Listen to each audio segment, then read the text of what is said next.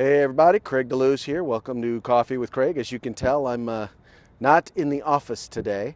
I'm actually down at the Sacramento State Capitol. Today I'll be testifying on a measure, Assembly Bill 14, or 1, Assembly Bill 149 by Assemblyman Reggie Jones Sawyer.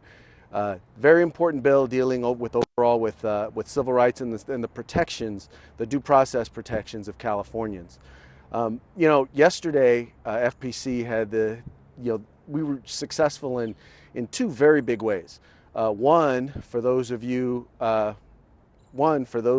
who have been paying attention to the Publius lawsuit. You know that the Firearms Policy Coalition won an injunction, a temporary injunction. This is a pretty big deal. Basically, for those of you who hadn't been following it, Publius, actually a blogger who goes by the pseudonym of Right Winger, had actually posted a thing called the Tyrant Registry, which included the names and addresses and phone numbers of all the legislators who voted for the gunpocalypse bills last year.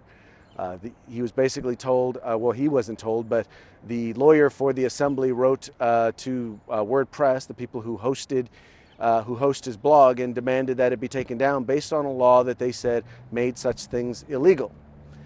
We stepped up with Right Winger and filed suit against the California State Legislature and their attorney.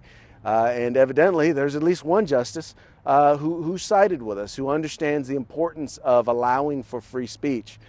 Probably two of the things that were most important, at least to me, that were cited in the decision. One had to do with the fact that they noted that, if you look at the very law that was being protested, the requirement that names, addresses, and phone numbers and contact information of all those who purchased ammunition and firearms needed to be gathered. That made the names, addresses, and phone numbers of those who passed that law quite relevant. The other thing that I found that was interesting in the particular decision had to do with the fact that, they kind of noted that, for the state to have laws that require the names, addresses, and phone numbers to be made public and then have those things posted publicly. It kind of undermined what they called the compelling state interest when someone else just takes that information, puts it together, and then posts it.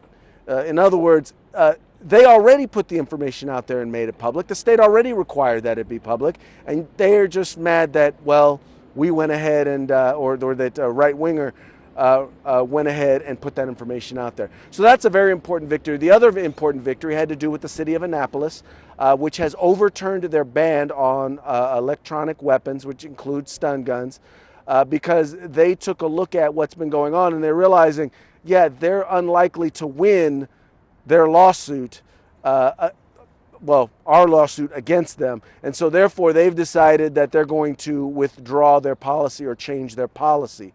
And I get it. Some folks out there saying, well, why are we fighting over stun guns? Or why are we fighting over posting of names and free speech? And I think you'll get, if you watch my testimony today in the Assembly Public Safety hearing, I think you'll get it. The Bill of Rights, our fundamental rights, none of them in and of themselves stand alone.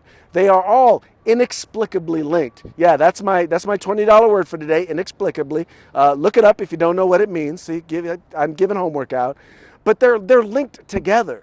And it's important. We at FPC believe that it's vitally important that we fight for them all, because the other side is using our other rights to go after our Second Amendment rights.